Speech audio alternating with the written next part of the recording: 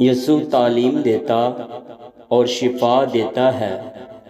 کلام اقدس میں سے مقدس لوکا رسول کی معرفت لکھی گئی انجیل 6 باب 17 سے 19 آیات۔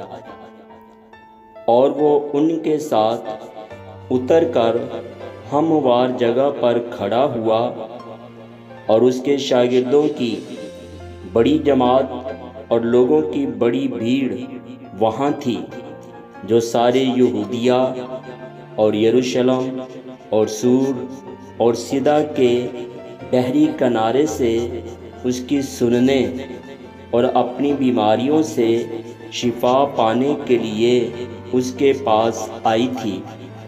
اور جو ناپاک روحوں سے دکھ پاتے تھے وہ اچھے کیے گئے، اور سب لوگ اسے چھونے کی کوشش کرتے تھے، کیونکہ قوت اس سے نکلتی اور سب کو شفا بخشتی تھی۔